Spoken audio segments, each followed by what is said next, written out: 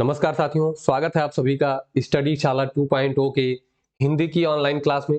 दोस्तों, हम लोग पढ़ रहे थे शब्द विचार और इसमें भी हम लोग पढ़ रहे थे विकारी, मतलब विकार के आधार पर, विकार या परिवर्तन के आधार पर शब्द। और उसमें हम लोगों ने विकारी शब्दों को पूरा पढ़ लिया। आज बारी है अविकारी की, और उसमें अविकारी में आप जानते हैं कि अव्यय को अविकारी कहा जाता है। तो आज हम अव्यय के बारे में पढ़ने वाले हैं। तो दोस्तों, जितने भी हमारे साथी जुड़ चुके हैं उन सभी का एक बार पुनः स्वागत है। आप सभी को शुभ संध्या। यह क्लास आपको 8 बजे सप्ताह में 3 दिन मिलती है, सोमवार, बुधवार और शुक्रवार। ठीक है, तो आप 3 दिन जरूर जुड़े, 8 बजे, शाम 8 बजे 3 दिन आप जरूर जुड़े। और ये क्लास दोस्तों सुपर टेट है, यूपी बीएड है, लेखपाल, वीडियो, इन सभी जो प्रतियोगी परीक्षाएं हैं उन सभी के लिए आपको बेहद लाभकारी साबित होगी। चलिए, तो आज का सेशन हम लोग शुरू करते हैं। आज का सेशन में हमको पढ़ना है अव्यय। अब देखिए, सबसे पहले हम बात करते हैं विकार के आधार पर शब्द की। तो देखिए, विकार के आधार पर शब्द जो है, विकार के आधार पर शब्द के कितने भेद हमने पढ़े थे? हमने पढ़े थे 2 भेद। ठीक है, एक था विकारी और दूसरा था अविकारी। अब बात आई विकारी और अविकारी है, लेकिन इसमें विकार होगा किसके आधार पर? ठीक है, विकार का मतलब होता है परिवर्तन होगा, ठीक है, बदलाव होगा। इन सभी के आधार पर कितने? 2 प्रकार। विकार किन आधारों पर हम देखेंगे तो वो आपको बताया जा चुका है कि लिंग, वचन, काल और कारक। ठीक है, इन्हीं के आधार पर अगर शब्द में परिवर्तन हो जाए तो विकारी, और परिवर्तन ना हो तो क्या हो जाएगा दोस्तों? अविकारी हो जाएगा। ठीक है, अभी देखिए, आप समझ गए, लिंग, वचन, काल, कारक के आधार पर यदि परिवर्तन होता है तो विकारी, और यदि परिवर्तन नहीं होता है तो क्या हो जाएंगे दोस्तों? अविकारी हो जाएंगे। ये परिभाषा मैं लिख नहीं रहा हूं, आप बिल्कुल लिख सकते हैं कि वे शब्द जिनमें लिंग, वचन, काल, कारक के आधार पर परिवर्तन नहीं होता है, बदलाव नहीं होता है, तो उसे कौन सा शब्द कहेंगे? अविकारी शब्द कहेंगे। विकारी यदि परिवर्तन हो गया तो विकारी, विकारी में कौन थे? संज्ञा, सर्वनाम, ठीक है, विशेषण और क्रिया। और इन चारों के बारे में आपने बहुत अच्छे से पढ़ लिया है। ये चीजें आपने बहुत अच्छे से, बेहतर तरीके से, बेहतरीन ढंग से आपने पढ़ रखी है। ठीक है, अब बात आती है अविकारी की। ठीक है, तो अभी आपको बताया गया कि लिंग, वचन, काल, कारक के आधार पर परिवर्तन हुआ तो विकारी और नहीं हुआ तो अविकारी। ठीक है, अब देखिए, अविकारी को ही अव्यय कहा जाता है। अब अव्यय देखिए, अव्यय क्या होता है? किन शब्दों से, किन जो है कैसे कैसे बना है? देखिए, आ जो है उपसर्ग और व्यय। ठीक है, अब देखिए इसमें होता क्या है, समझ कर चलिएगा। आ का मतलब होता है नहीं, नकारात्मक में अर्थ लिया जाता है, और व्यय मतलब खर्च। ठीक है, मतलब वे शब्द जो खर्च नहीं होते हैं। खर्च नहीं होने का मतलब ये है कि इनके आधार पर इनमें कोई भी परिवर्तन नहीं है। आपके पास 10 रुपया है तो वो 10 ही रह जाए। ठीक है, अब नोट है तो वो सिक्के में भी नहीं बदलेगा, वो 10 ही रुपया आपका रह जाएगा, मतलब कोई भी परिवर्तन नहीं होगा। 10 रुपया तो 10 रुपया। ठीक है, तो यही हो गया अव्यय। ठीक है, जो है वही रहेगा, आप कुछ भी परिवर्तन कर डालिए। ठीक है, ये आप समझ गए। तो अव्यय का अर्थ आप बड़े अच्छे से समझ गए होंगे अभी। अव्यय, खर्च ना होना, मतलब उसमें कोई भी किसी तरह का परिवर्तन नहीं होगा। तो जो अव्यय होते हैं यही अविकारी भी होते हैं। ये चीज आप समझकर चलिएगा कि जो अव्यय है वही अविकारी है, दोनों का पर्याय एक ही होता है। ठीक है, अब देखिए, ये चीज आप समझ गए। अब बात आती है कि अविकारी के कितने प्रकार होते हैं। तो दोस्तों, ये आपसे पूछा भी जाएगा। अविकारी के 4 प्रकार होते हैं और विकारी के भी 4 ही प्रकार होते हैं। ठीक है, तो दोनों के 4 प्रकार ये आप समझकर चलिएगा। पहला प्रकार जो है उसे हम कहते हैं, देखिए पहला जो प्रकार है उसे कहते हैं क्रिया विशेषण। ठीक है, आप इसको लिख सकते हैं क्रिया विशेषण अव्यय। ठीक, अव्यय लगाइए या ना लगाइए, बात वही है। दूसरा है आपका संबंध बोधक अव्यय। जो संबंध बताएंगे इनके बारे में अभी हम पढ़ेंगे। संबंध बोधक अव्यय। ठीक, अगला है आपका समुच्चय बोधक अव्यय, समुच्चय बोधक अव्यय। ठीक, और चौथा है आपका विस्मयादि बोधक अव्यय। क्या है दोस्तों? विस्मयादि बोधक अव्यय। तो ये आपके जो है चार प्रकार है किसके? अविकारी शब्द के या अव्यय शब्द के। कितने प्रकार आपको मिल गए दोस्तों? चार प्रकार मिल गए। ठीक है, कितने प्रकार हो गए आपके पास? चार प्रकार हो गए। कौन कौन से? क्रिया विशेषण अव्यय, संबंध बोधक अव्यय, समुच्चय बोधक अव्यय और विस्मयादि बोधक अव्यय हो गए। ठीक है, तो इन्हीं चारों अव्ययों के बारे में हमें आज की क्लास में पढ़ना है। तो दोस्तों जहां तक हम लोग आज पढ़ पाएंगे, बाकी अगली क्लास में ये अविकारी शब्द समाप्त कर दिया जाएगा। चलिए अब हम आज की क्रिया शुरू करते हैं। तो देखिए, जो पहला टॉपिक हमारा रहेगा आज का, वो रहेगा क्रिया विशेषण अव्यय। क्या रहेगा दोस्तों? क्रिया विशेषण अव्यय। ठीक है, अब देखिए यहां पर आपको नाम से ही स्पष्ट हो रहा है कि क्रिया विशेषण मतलब जो क्रिया की विशेषता बताएगा। अगर आपने पिछली क्लास, पीछे की क्लासें देखी हैं तो मैंने बताया है आपको, संज्ञा है, सर्वनाम है, ठीक है, विशेषण है और क्रिया है। ये है आपके विकारी शब्द। और मैंने बताया कि जब संज्ञा और सर्वनाम की विशेषता बताई जाती है तो उन शब्दों को हम क्या कहते हैं? विशेषण कहते हैं। जब विशेषण की विशेषता बताई जाती है तो उसे प्रविशेषण कहते हैं। और जब क्रिया की विशेषता बताई जाती है तो इसे ही क्या कहते हैं दोस्तों? क्रिया विशेषण कहते हैं। क्या कहते हैं? क्रिया विशेषण कहते हैं। ये चीज आप समझ गए होंगे बड़े अच्छे से। ठीक है, विशेषण की विशेषता बताए तो प्रविशेषण और क्रिया की विशेषता बताए तो क्रिया विशेषण हो जाएगा। ठीक, ये चीज आप समझ लीजिए, बहुत अच्छे से समझते हुए चलिएगा। अब यहीं पर एक टर्म आपका और मैं कंफर्म कर दूं। जैसे देखिए यहां पर बात मैं करता हूं कि एक उदाहरण के तरीके में बात करूं आपसे कि जैसे मोहन, ठीक है, बहुत सुंदर है। अब देखिए सुंदर क्या है? विशेषण हो गया आपका, और विशेषण की विशेषता बहुत बता रहा है तो ये क्या हो जाएगा? प्रविशेषण हो गया आपका। ठीक, ये चीज आप समझ गए। अब मैं लिखूं कि मोहन तेज चलता है, या मैं लिखूं मोहन चलता है। पहले ये समझिए, मोहन चलता है। ठीक है, तो अब क्या हो गया? मोहन है कर्ता और चलना हो गई क्रिया। अब मैंने लिख दिया कि मोहन तेज चलता है। तो अब तेज शब्द किसकी विशेषता बता रहा है? ये चलना की विशेषता बता रहा है। तो ये क्या हो जाएगा दोस्तों? आपको अभी बताया गया कि क्रिया की विशेषता जो बताएगा वो क्या हो गया? क्रिया विशेषण हो गया। ठीक है, मैं लाघव चिन्ह के साथ लिख दे रहा हूं, ये चिन्ह आपका लाघव है। ठीक है, अब मैं लिख दूं कि मोहन, यहीं पर लिख दूं कि बहुत तेज चलता है। क्या करता है? बहुत तेज चलता है। अब दोस्तों तेज तो विशेषता बता रहा है क्रिया की, और बहुत किसकी विशेषता बताने लगा? इस क्रिया विशेषण की विशेषता बताने लगा। तो अब आप इसे ये मत कहिएगा कि ये प्रक्रिया विशेषण है, जैसे यहां प्रविशेषण था। तो ऐसा नहीं है दोस्तों, ये भी क्या है? ये भी क्रिया विशेषण ही है। यदि जो वे शब्द जो क्रिया विशेषण की विशेषता बताएंगे वो भी क्या होंगे? वो भी क्रिया विशेषण ही होंगे। ठीक है, क्रिया विशेषण की विशेषता बताने वाले शब्द भी क्रिया विशेषण ही होंगे। ये चीज आप समझकर चलिएगा। ठीक है, अब यहां पर आइए, बात हो रही थी क्रिया विशेषण अव्यय की। ठीक है, तो आपने देखा कि क्रिया की जो विशेषता बताते हैं वे शब्द क्या होते हैं?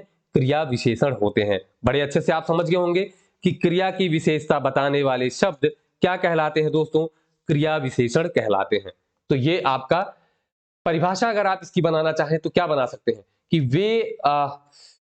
वे अविकारी शब्द जो क्रिया की विशेषता बताते हैं उन्हें क्या कहा जाएगा? क्रिया विशेषण अव्यय कहा जाता है। देखिए, वे अविकारी शब्द, क्योंकि ये अविकारी ही होंगे, वे अविकारी शब्द जो किसकी विशेषता बताते हैं?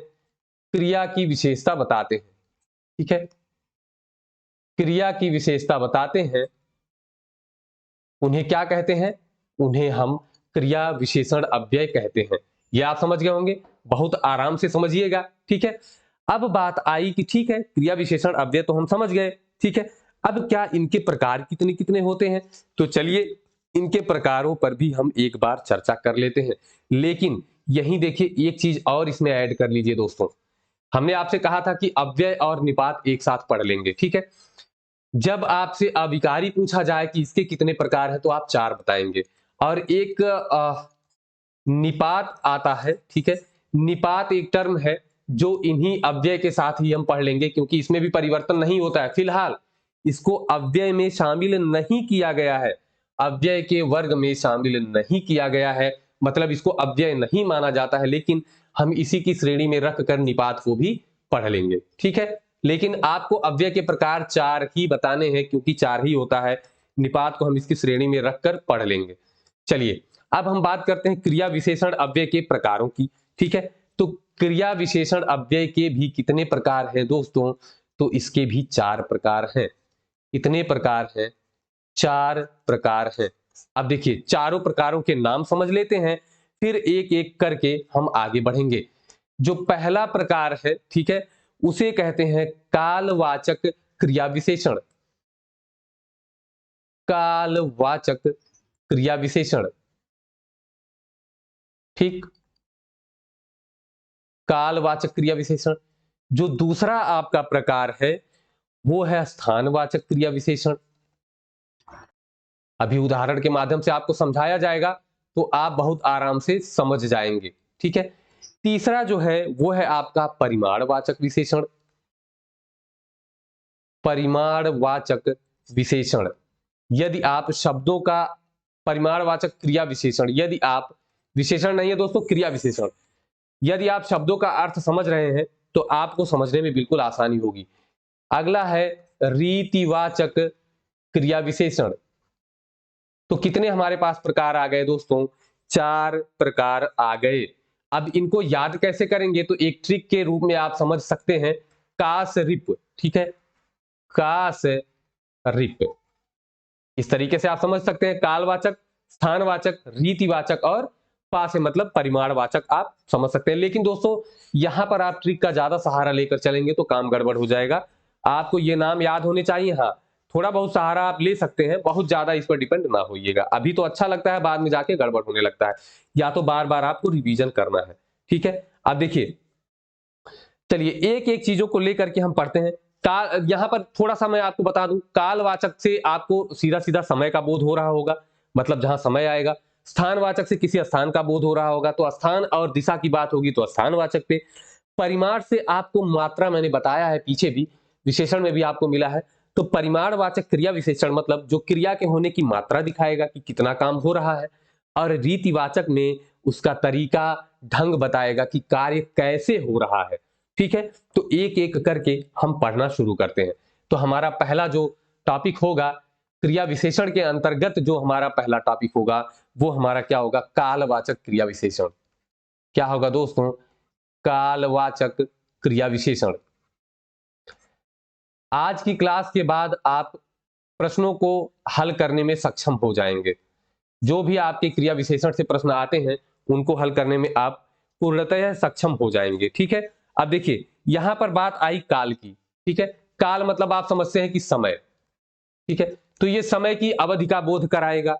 ठीक है, अब यहां पर समझकर चलिएगा, समय का बोध कराएगा तो आप जानते हैं कि समय के लिए हम प्रश्न क्या पूछते हैं। जैसे मैंने कहा कि राम आज जाएगा, ठीक है, और प्रश्न इस पर क्या बनेगा, राम कब जाएगा, तो राम आज जाएगा। मतलब यदि आप जो है प्रश्न कौन सा करेंगे, कब का प्रश्न करेंगे, तो आपको उत्तर किसमें मिलेगा, कालवाचक का उत्तर मिल जाएगा।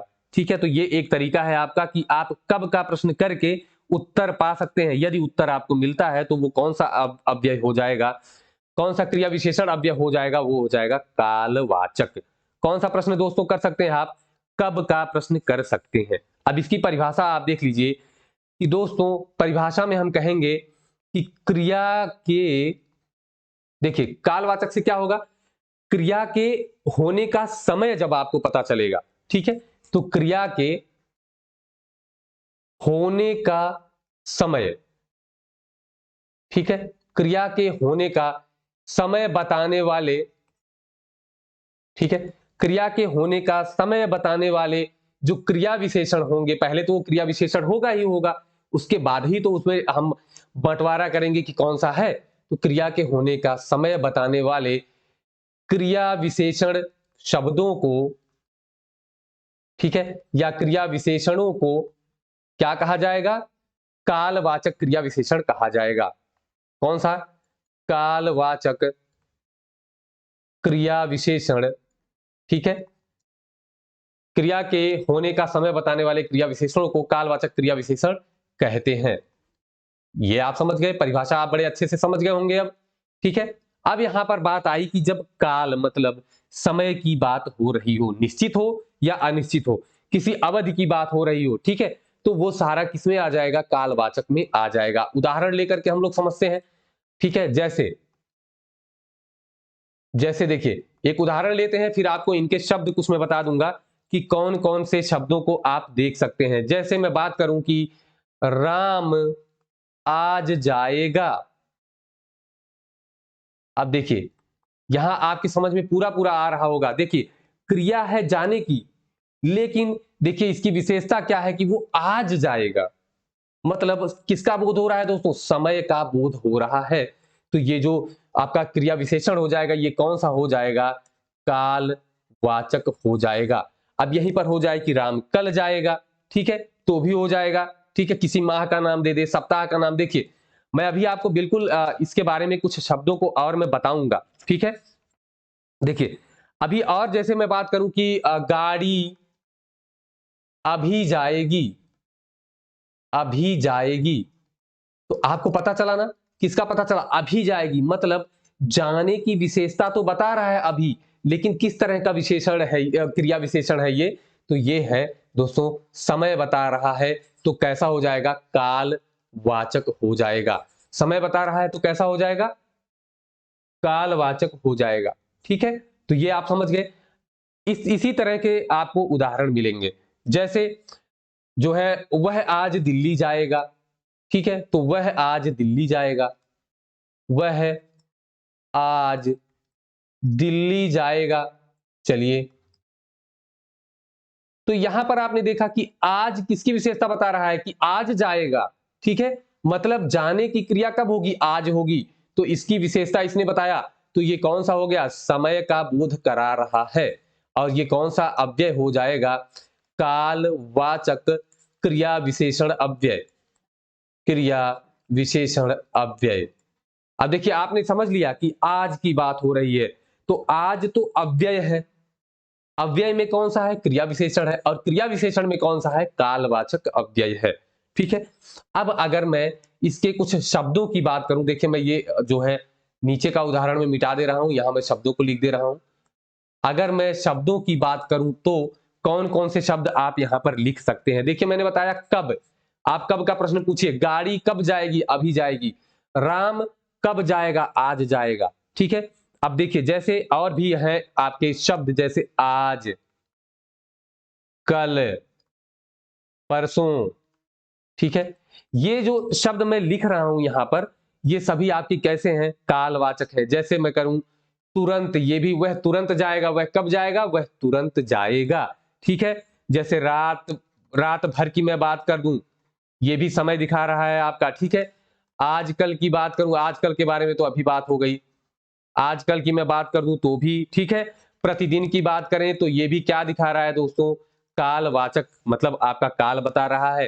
किसी माह का नाम हो जाए तो भी काल बताएगा, ऋतु का नाम हो जाए तो भी काल ही बताएगा, सप्ताह का नाम हो जाए, वर्ष हो जाए, ठीक है, ये सारे जो होते हैं, या बजे कोई दे दिया जाए, या समय घंटा दे दिया जाए, ठीक है, कि कितने घंटे से पढ़ रहा है, ये सारी चीजें जो है आपकी, वो क्या होंगी? जैसे हर पल कहीं लिखा हो, तो ये सब क्या हो जाएगा आपका दोस्तों? तो ये आपका हो जाएगा कालवाचक क्रिया विशेषण, ठीक है। कौन सा? कालवाचक क्रिया विशेषण हो जाएगा। इस तरीके के आपके जितने भी शब्द मिलेंगे, वो किस में आ जाएंगे? कालवाचक क्रिया विशेषण में आ जाएंगे। तो आप कालवाचक क्रिया विशेषण समझ गए होंगे। कब? गर्मी के ऋतु में, कब? अगले सप्ताह, ठीक है, कब? वर्ष इतने में, ठीक है। तो ये सारी चीजें आप समझ गए। जैसे एक और उदाहरण में अगर आपको बताऊं कि मोहन 2 घंटे से पढ़ता है। कितने देर से? 2 घंटे से। तो ये अवधि का बोध करा रहा है, ठीक है। तो 2 घंटा जो हो जाएगा वो क्या हो जाएगा दोस्तों? आप जोड़ लीजिए। ये क्रिया की विशेषता तो बता रहा है कि 2 घंटे पढ़ रहा है, 2 घंटे पढ़ता है, ठीक है। रुकिए रुकिए। जैसे मैंने कहा कि मोहन 2 घंटे पढ़ता है। अब देखिए, मोहन 2 घंटे पढ़ता है, पढ़ता तो है लेकिन उसकी विशेषता क्या है कि 2 घंटे पढ़ता है। तो ये क्रिया की विशेषता बता रहा है, मतलब ये क्रिया विशेषण हो गया। अभी क्रिया की विशेषता तो बता रहा है लेकिन ये किसके अंतर्गत आ जाएगा? समय का बोध करा रहा है, समयावधि का, ठीक है। जब भी समय का बोध कराएगा तो कालवाचक में चला जाएगा, ठीक है। चलिए अब हम अगले प्रकार की ओर बढ़ते हैं। तो जो हमारा दूसरा प्रकार है दोस्तों वो क्या है? दूसरा प्रकार जो है स्थानवाचक। देखिए, स्थानवाचक क्रिया विशेषण, ठीक। अब अव्यय आप लगा सकते हैं और नहीं तो आप समझ रहे हैं कि क्रिया विशेषण है तो अव्यय ही होगा, ठीक है। अब देखिए स्थानवाचक कैसे होगा? तो आप फिर इसकी परिभाषा अगर लिखना चाहें तो वे क्रिया विशेषण शब्द जो क्रिया के जो है होने का स्थान बताते हैं आपको, ठीक है। या फिर से लिखिए कि क्रिया के होने का स्थान। अब स्थान वाचक में और भी होता है दोस्तों कि स्थान या दिशा, ठीक है। क्या बताएंगे? स्थान बताएंगे या दिशा बताएंगे। तो क्रिया के होने का स्थान या दिशा बताने वाले क्रिया विशेषण शब्दों को क्या कहेंगे दोस्तों? इसे कहेंगे हम स्थानवाचक क्रिया विशेषण, ठीक है। शब्दों को क्या कहेंगे? स्थानवाचक क्रिया विशेषण, ठीक है। इसको आप पूरा कर लीजिएगा। चलिए ये हो गया आपका, ये आपकी परिभाषा हो गई। जो भी हमारे बंधु जो परिभाषा लिखना चाहते हैं वो परिभाषा लिख सकते हैं। अब देखिए स्थान कैसे बताएगा। जैसे मैं यहां पर उदाहरण लिखता हूं कि हम बाहर जाएंगे। कहां जाएंगे? बाहर जाएंगे, ठीक है। अब देखिए दोस्तों, यहां पर मैंने पूछा कि हम कहां जाएंगे, तो हम कहां जाएंगे? बाहर जाएंगे। मतलब यदि हम कहां का प्रश्न करें तो कहां से स्थान का बोध होता है, तो यहां से आपको स्थान पता चल जाएगा। तो बाहर जो आपका हो जाएगा, देखिए क्रिया की जाने की विशेषता तो बता रहा है, ठीक है। तो ये हो गया क्रिया विशेषण, लेकिन ये किसकी? बाहर, मतलब स्थान की विशेषता बता रहा है, तो ये हो जाएगा स्थानवाचक। समझ गए आप? बड़े अच्छे से समझ गए होंगे। स्थानवाचक क्रिया विशेषण हो गया ये। उसके बाद अगर मैं कहूं कि मैं दाएं जाऊंगा, तो दोस्तों जाने की क्रिया की विशेषता कौन बता रहा है? दाएं, कि किधर जाऊंगा? दाएं जाऊंगा, ठीक है। तो दोस्तों देखिए किधर, दाएं, ये क्या हो गया आपका? दिशा। तो जो दिशा बताता है वो भी किसमें आता है? स्थानवाचक में आ जाता है। और ये प्रश्न कैसे करेंगे हम? यदि हम किधर का प्रश्न करते हैं तो ये आपको पता चल जाएगा कि दाएं जाऊंगा। किधर जाऊंगा? दाएं जाऊंगा। एक और मैं आपको उदाहरण देता हूं, थोड़ा सा आप चौंकेंगे कि राम छत पर बैठा है। अब यहां पर बात आई कि बैठने की क्रिया तो है लेकिन स्थान कौन सा है? छत पर।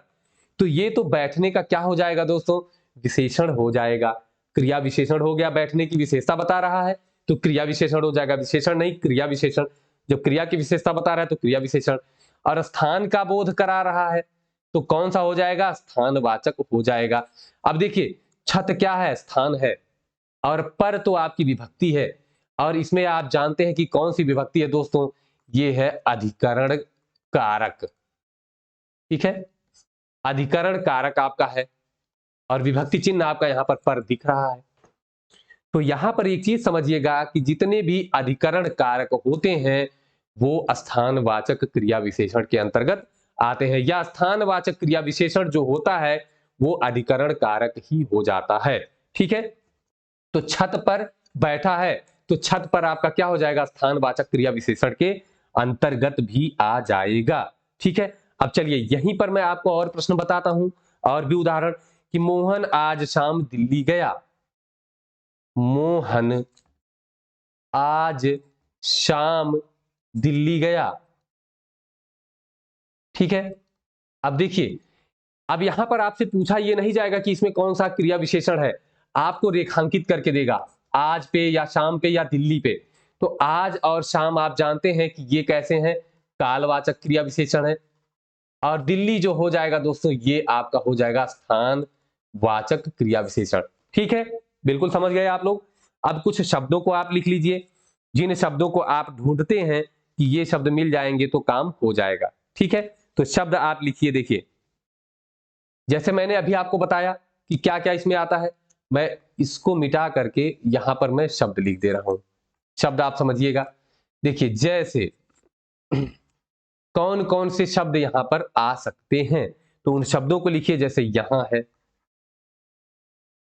वहां है, ये सब स्थान आपको बताएंगे, कहां, यहां, कहां, वहां, किधर, उधर, जिधर, इधर, उधर, जिधर, जो भी आपको लगे कि दिशा बता रहा है, इधर है, उधर है, जिधर है। ठीक है, ये सारे जो हैं आपके क्या बताते हैं दोस्तों, दाएं, बाएं, उत्तर, दक्षिण, ये सब जो भी हैं ये क्या बताते हैं, दिशा बताते हैं। अब यहां स्थान देखिए, आगे है, पीछे है। ठीक है, ये सारी जो चीजें आपकी आएंगी ये किस में आ जाएंगी, भीतर, बाहर, ये सब कहां आ जाएगा दोस्तों, आपका स्थानवाचक में आ जाएगा। तो इन शब्दों को भी आप नोट करते चलिएगा, आप चाहें तो स्क्रीनशॉट भी ले सकते हैं, आपको चीजें समझ में आ जाएंगी। ठीक है, ये आपका हो गया स्थानवाचक। अब अगर हम अगले प्रकार की बात करें तो हमारा जो अगला प्रकार है वो कौन सा हो जाएगा दोस्तों, ये है आपका परिमाणवाचक क्रिया विशेषण। परिमाणवाचक क्रिया विशेषण। चलिए, मैंने विशेषण को थोड़ा लाघव करके लिख दिया है, लाघव चिन्ह के साथ। ठीक है, ये आपसे विराम चिन्ह भी पूछे जाते हैं तो आप इसको समझिएगा कि ये लाघव होता है, छोटा करके लिख दिया जाता है। ठीक है, अब अगर हम इसकी परिभाषा देखिए, नाम से ही आपको स्पष्ट हो रहा है कि परिमाण मतलब मात्रा, और किसकी, क्रिया की। जब क्रिया के होने की मात्रा का बोध कराया जाता है, देखिए वे शब्द या वे क्रिया विशेषण शब्द, वे क्रिया विशेषण शब्द जो क्रिया के होने की क्या बताएंगे दोस्तों, मात्रा या परिमाण, होने की मात्रा का बोध कराते हैं। ठीक है, इसका बोध कराएंगे, मात्रा का बोध कराते हैं। तो देखिए, पहले तो क्रिया विशेषण होंगे ही, तो वे क्रिया विशेषण शब्द जो क्रिया के होने की मात्रा का बोध कराते हैं, वे कौन सा क्रिया विशेषण हो जाएंगे, परिमाण वाचक क्रिया विशेषण कहलाते हैं।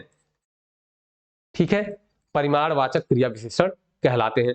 ये तो हो गई आपकी परिभाषा।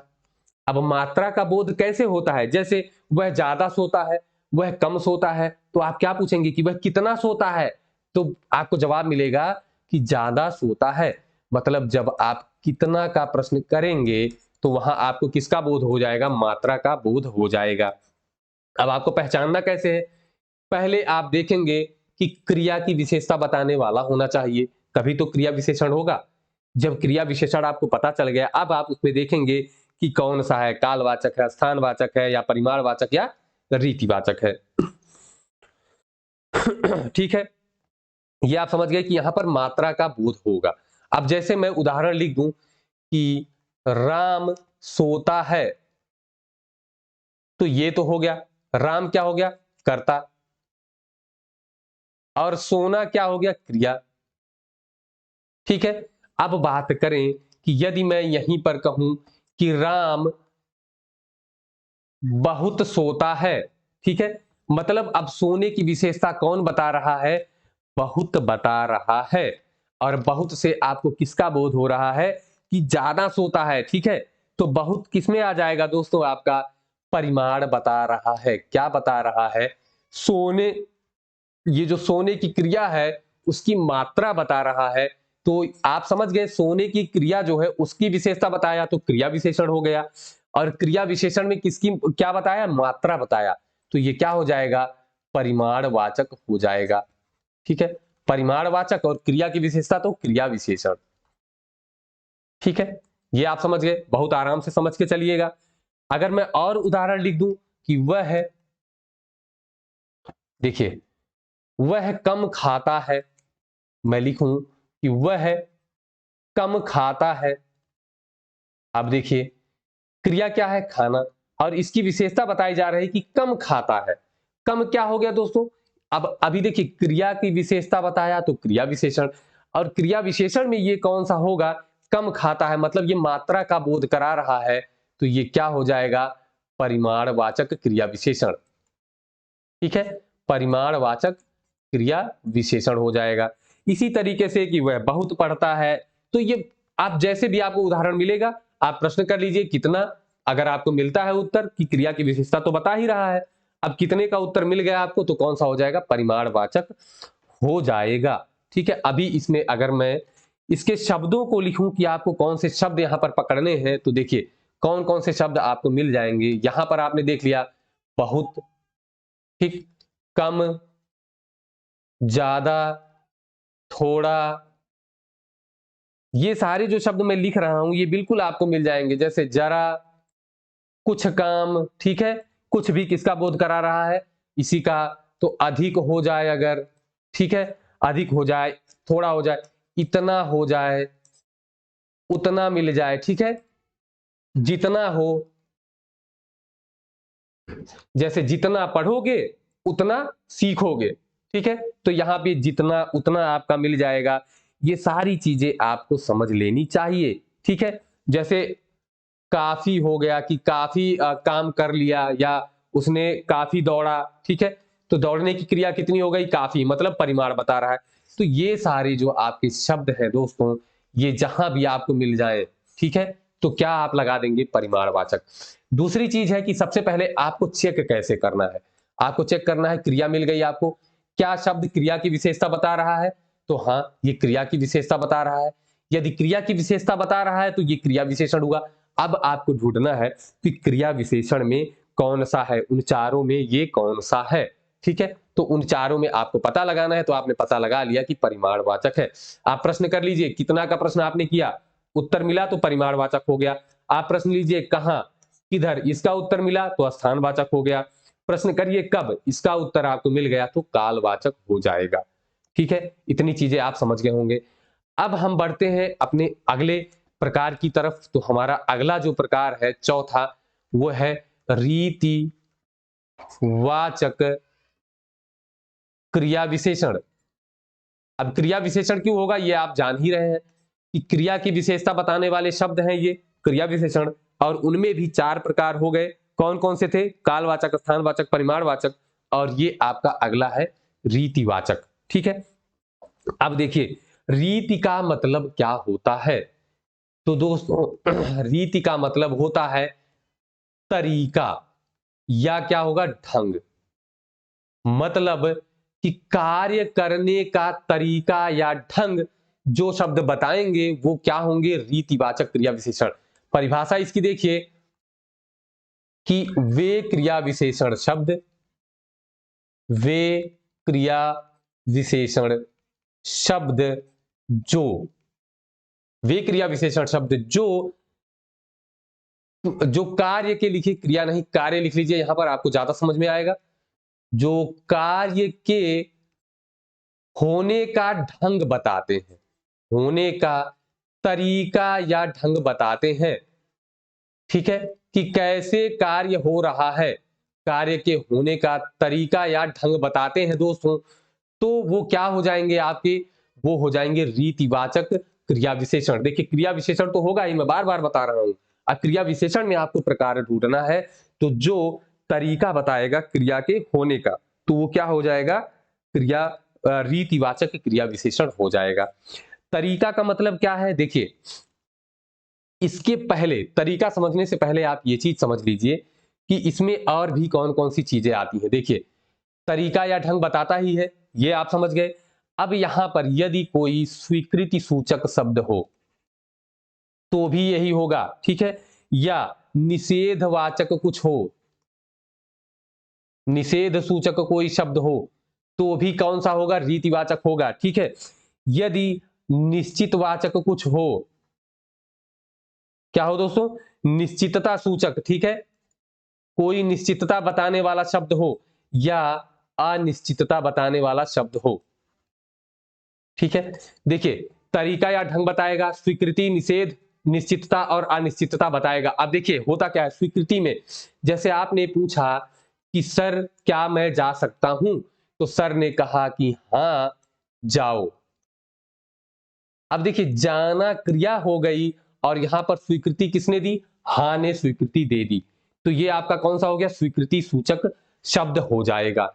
निषेध सूचक में सर मैं जाऊं तो मत जाओ, निषेध हो गया, मना, निषेध मतलब मना, तो मना कर दिया गया, मतलब ये भी आपका कौन सा हो जाएगा, रीतिवाचक में हो जाएगा, ठीक है।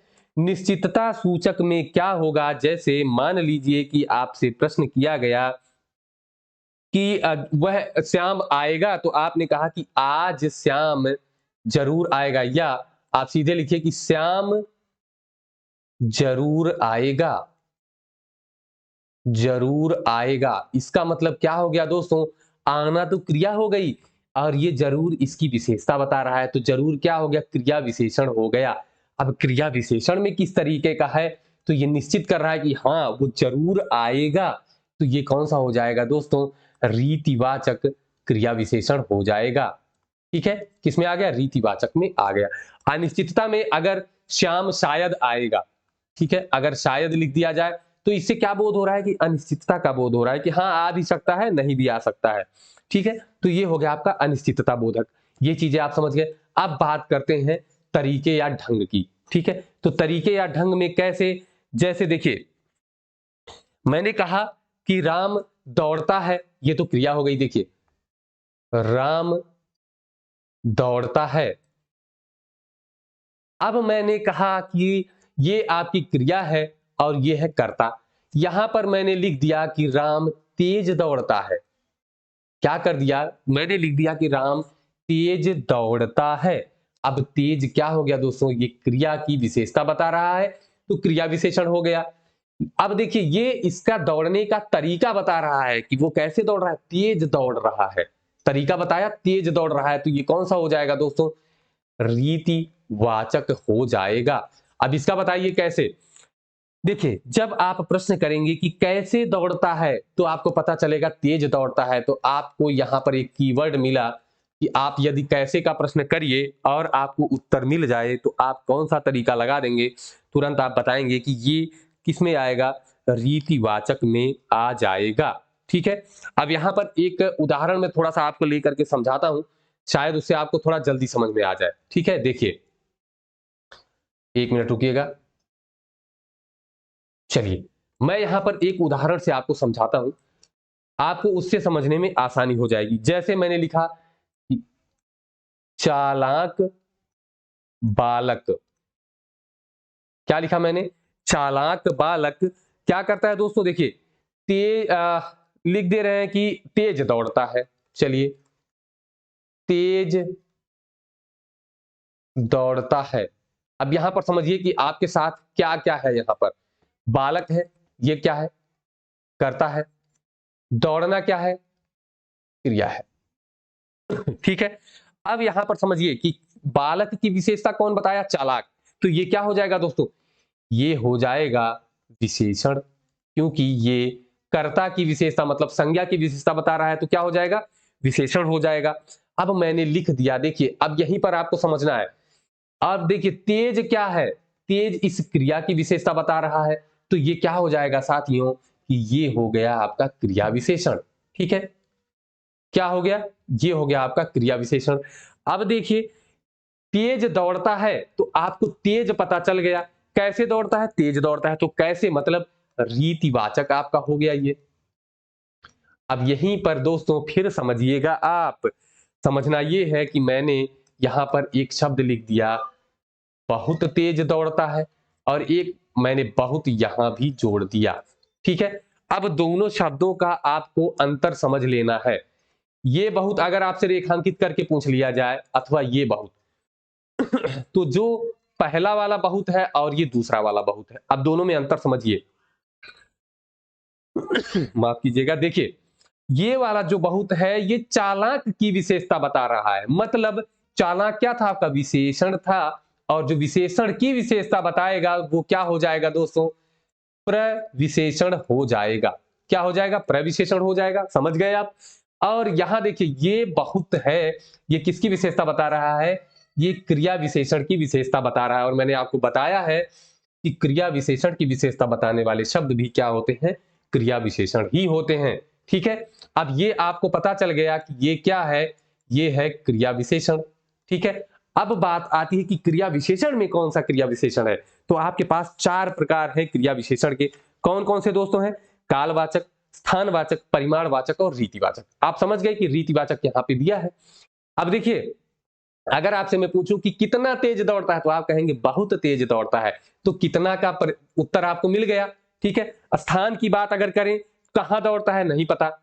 ठीक है, अगर मैं काल की बात करूं कब दौड़ता है तो भी नहीं, तब भी जवाब ये बहुत नहीं आएगा। लेकिन मैं कहूं कितना दौड़ता है तो आपने कहा बहुत दौड़ता है, तो कितना का उत्तर मिला, मतलब ये कौन सा हो गया, परिमाणवाचक क्रिया विशेषण हो जाएगा। ठीक है, आपने अंतर बहुत अच्छे से समझ लिया। शब्द तो एक ही है बहुत, और ये भी एक ही शब्द है, लेकिन दोनों में देखिए अंतर क्या है, वो जहां पर प्रयुक्त होता है उसी के हिसाब से उसकी जो उसका प्रभाव जो होता है, उसका प्रकार जो होता है वो क्या हो जाता है दोस्तों, बदल जाता है। ठीक है, अब देखिए बहुत से आपको शब्द ऐसे मिल जाएंगे जैसे तड़ातड़। चलिए यहां पर लिखते हैं हम शब्दों को, रीतिवाचक कुछ शब्द मैं लिख दे रहा हूं, जैसे तड़ातड़ गोलियां चली। ठीक है, तड़ातड़ या धड़ाधड़ काम हो रहा है, या फटाफट काम हो रहा है। ऐसे ही शब्द आपसे परीक्षाओं में पूछे भी जाते हैं। ठीक है, अभी देखिए जैसे ऐसे है, वैसे है, ऐसे, वैसे, जैसे, ये जो सारे शब्द हैं आपके कैसे आते हैं, रीतिवाचक में आ जाते हैं। बहुत ध्यान से समझिएगा, क्योंकि आपको ये सारी चीजें कभी भी कहीं भी गलत नहीं करनी है। अब यहां देखिए स्वीकृति बोधक अगर हाँ कहीं पर आ जाए, मत आ जाए, ठीक है, जरूर आ जाए, जैसे जो निश्चय का बोध कराए, शायद जैसे आ जाए। ठीक है, देखिए नहीं है, जो निषेध का है, मत है, ना है। ठीक है, ये सब कैसे हैं, निषेध का बोध कराते हैं। ठीक है, अगर आपका निश्चय जैसे अवश्य आएगा, वो सच में आएगा या सचमुच आएगा। ठीक है, ये सारे जो आपके होंगे दोस्तों, ये कैसे हो जाएंगे आपके जो है रीतिवाचक में। जैसे वो बेशक आएगा, बेशक से आपको क्या पता चला कि निश्चित हो गया कि हाँ वो आएगा ही आएगा। ऐसे आपको बहुत से शब्द मिल जाएंगे। ठीक है, अगर मैं कहूं कि वास्तव में, ठीक है, वह वास्तव में आएगा, मतलब ये निश्चित हो गया कि हाँ वो आएगा ही आएगा। ठीक है, अब मैं बात करूं कि संभवतः आएगा, संभवतः का क्या मतलब हो जाएगा कि हाँ आ भी सकता है, नहीं भी आ सकता है। ठीक है, वह शायद ही आए, वह शायद ही आए, तो ये भी कैसा हो गया, अनिश्चय बोधक हो गया दोस्तों। तो ये किस में आ जाएगा, रीतिवाचक में आ जाएगा। आई होप कि आप लोगों को ये जो क्रिया विशेषण है इसके चारों प्रकार बहुत अच्छे से समझ में आ गया होगा। अब कुछ प्रश्नों को हल कर लेते हैं। ठीक है, क्लास थोड़ी लंबी हो रही है फिलहाल, कुछ प्रश्न हल करना आवश्यक है। चलिए आपके लिए मैंने प्रश्न रखा है कि निम्न कथनों पर विचार करके असंगत विकल्प का चयन कीजिए। असंगत मतलब जो गलत हो। ठीक है, मतलब कि इन ऑप्शंस में जो ऑप्शन गलत आपको मिलेगा वही क्या हो जाएगा, उत्तर हो जाएगा। ठीक है, जो आपको गलत मिले वही आपका क्या होगा दोस्तों, उत्तर होगा। तो आपको ढूंढना है इसमें। चलिए एक एक करके हम लोग ढूंढते हैं। ठीक है, ये क्लास आपको दी तो जा रही है लाइव की तरह, लेकिन ये क्लास आपकी लाइव है नहीं। ठीक है दोस्तों, तो मैं आपका उत्तर तो यहां पर नहीं पढ़ पाऊंगा, लेकिन कमेंट बॉक्स में मैं आपका उत्तर देख रहा हूंगा, तो आप लोग अपना उत्तर देते रहिएगा। चलिए देखिए, जैसे मैं बात करूं पहला ऑप्शन की क्रिया विशेषण अविकारी होता है, तो मैंने अभी आपको बताया कि जो क्रिया विशेषण होता है वो अविकारी शब्द होता है। ठीक है, इसे हम अव्यय भी कहते हैं। तो क्रिया विशेषण क्या हो गया, अविकारी तो है, ये सही है। आगे देखिए, लेकिन अव्यय नहीं होता है, तो दोस्तों जो अविकारी है वही तो अव्यय है। ठीक है, तो ये आपका क्या हो गया, ये ऑप्शन जो है जो लिखा हुआ है ये गलत है। अभी आगे चलिए, अभी फिर बात होती है क्रिया विशेषण अव्यय होता है, बिल्कुल सही। आपको बताया गया कि अव्यय ही अविकारी होता है और क्रिया विशेषण कैसा है, अविकारी है, तो क्या हो जाएगा, अव्यय हो जाएगा। अव्यय और अविकारी एक दूसरे के पर्याय है, बिल्कुल सही है। तो आपका ये ऑप्शन भी सही है और ये ऑप्शन भी सही है, मतलब ये भी संगत है, ये भी संगत है, सत्य है। लेकिन ये वाला जो है ये सत्य नहीं है, मतलब संगत नहीं है, मतलब क्या है, असंगत है। और आपको असंगत का ही चयन करना था, तो आपका उत्तर क्या होगा, ए वाला। अब यहां पर देखिए कि इसमें आपको पूछा गया है कूट बना करके, कोड बना करके कि केवल ए सही, केवल बी, केवल सी या इनमें से कोई नहीं, तो आप क्या लगाएंगे, केवल ए वाला उत्तर आपका सही रहेगा। सही का मतलब यह है कि आपको असंगत का चयन करना था, तो असंगत में सही कौन सा है, ए वाला। अब अगर वाक्यों में सही कौन सा है, तो वाक्य तो ये सही है, लेकिन आपको जो गलत वाक्य असंगत है वो चूज करना था, तो आपने ये वाला चयन कर लिया।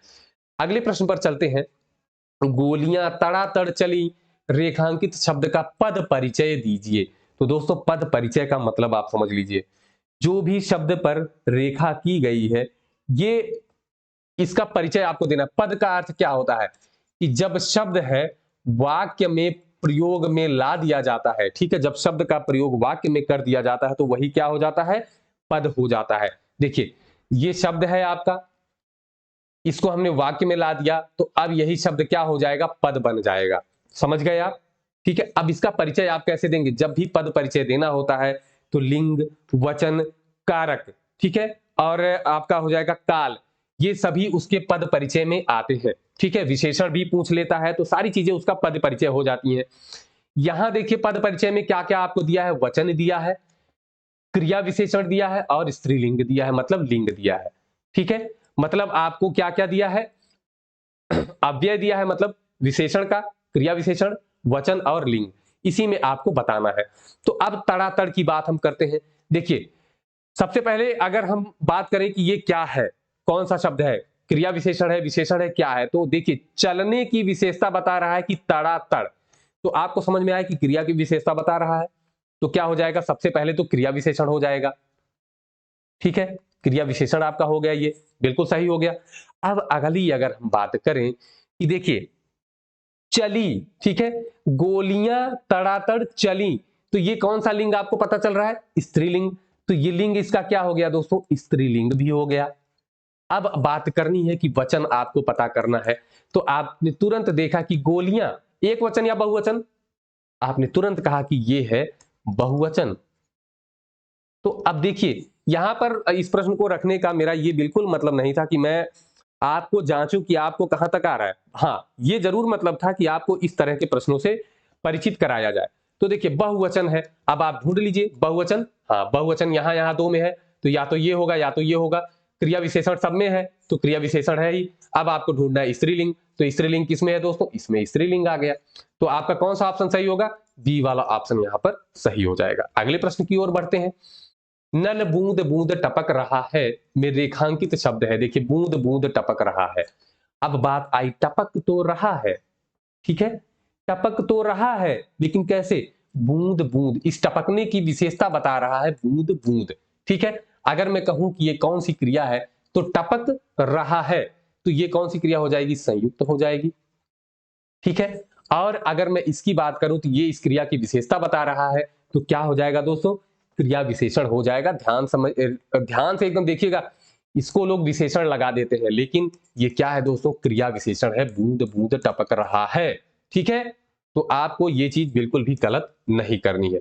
तो अब देखिए एक प्रश्न भी और भी है आपके पास, किस वाक्य में अकर्मक क्रिया है, जो निम्न वाक्य लिखे हैं तो किसमें कौन सी अकर्मक क्रिया है, तो ये क्रिया का प्रश्न था लेकिन मैंने यहां लिख दिया है। देखिए श्याम भात खाता है, तो क्या का प्रश्न कर लीजिए, क्या खाता है, भात खाता है। मैंने उसे पुस्तक दी, किसे, किसको आपको पता है कि किसको अगर आप प्रश्न करते हैं, उसे मतलब आप जानते हैं कि ये कर्म कारक है। ठीक है, तो आपको तुरंत पता चल गया दोस्तों कि यहां तो कर्म है ही, उसकी कमीज, ठीक है, तो ये भी आप जानते हैं कर्म हो गया, मतलब ये भी कर्म है, यहां भी कर्म है, यहां भी कर्म है। ठीक है, तो अब आपको पता चल गया होगा कि ज्योति रोती है, यही आपका सही है, इसमें कर्म है ही नहीं। रोना वैसे भी अकर्मक क्रिया है। तो दोस्तों जितने भी साथी जुड़े थे हमारे, वो एक बार चैनल को लाइक जरूर कर देंगे, कमेंट बॉक्स में यदि उनको कोई चीज पूछनी है तो जरूर लिख देंगे। तो दोस्तों जाते जाते एक बार लाइक और शेयर जरूर करिएगा और कमेंट बॉक्स में जरूर बताइएगा कि ये सेशन आपको कैसा लगा। तो फिर मिलते हैं दोस्तों नेक्स्ट डे, नेक्स्ट टर्म में। हिंदी कब पढ़ेंगे हम लोग? परसों, ठीक है। तो परसों वाली क्लास में फिर से हम इसको आगे कंटिन्यू करेंगे और आपका जो अभिकारी शब्द है, अव्यय है, ये पूरा अव्यय और निपात पढ़कर हम लोग समाप्त कर देंगे। तो चलिए दोस्तों फिर मिलते हैं नेक्स्ट क्लास में, तब तक के लिए धन्यवाद, नमस्कार, शुभ संध्या।